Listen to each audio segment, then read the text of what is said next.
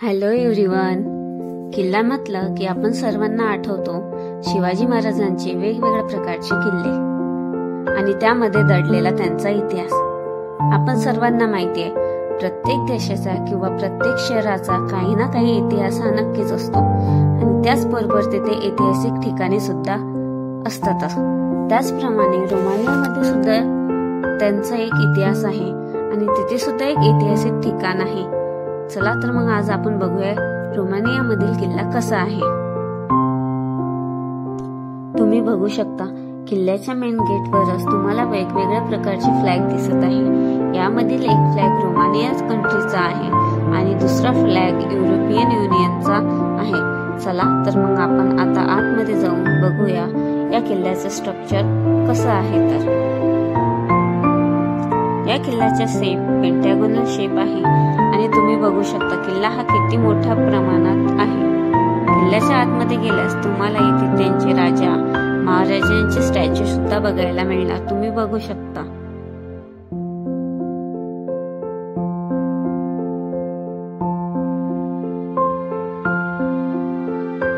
आणि सर्वात महत्त्वाचा भाग म्हणजे या किल्ल्यामध्ये 16 प्रकारच्या इमारती बांधण्यात आलेल्या आहेत। बहुतेक मध्ययुगीन किल्ल्याप्रमाणे येथे एक जल संरक्षण खंदक सुद्धा आहे। त्याचप्रमाणे या किल्ल्यामध्ये 16 बिल्डिंग सोबतच कॅफे रेस्टॉरंट सुद्धा बनवलेले आहेत।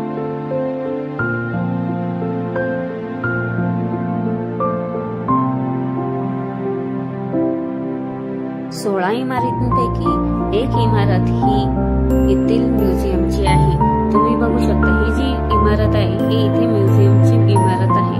चला तर मग आपण आतमध्ये सुद्धा बघूया ही इमारत कशी आहे।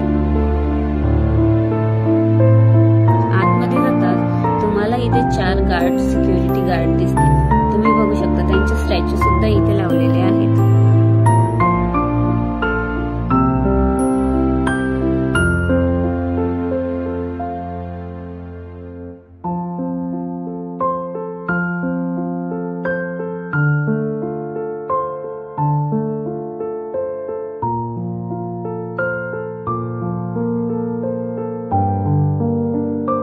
किल्ला पाहत असतानाच एक वेगळी गोष्ट सुद्धा इथे पाहायला मिळाली, ते म्हणजे हिंदू धर्माचं एक चिन्ह इथे लावलेलं आहे।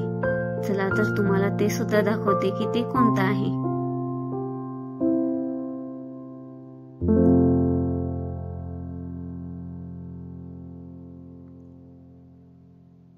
तुम्ही बघू शकता या दरवाज्यावर ओम असा सिम्बॉल लावलेला आहे। तुम्हाला कसं वाटलं हे पाहून नक्की सांगसाल। या किल्ल्याला 2 गेट आहेत। हे गेट 2 नंबरचं आहे, तुम्ही बघू शकता। आणि हा किल्ला टुरिस्ट प्लेस मधील एक महत्त्वाचं ठिकाण सुद्धा आहे। या किल्ल्यावर वेगवेगळ्या प्रकारचे कल्चरल प्रोग्राम सुद्धा होतात। तुम्हाला हा किल्ला पाहून कसे वाटले नक्की सांगा आणि व्हिडिओ आवडल्यास चॅनलला लाईक, सबस्क्राईब, शेअर नक्की करा। Thank you, bye.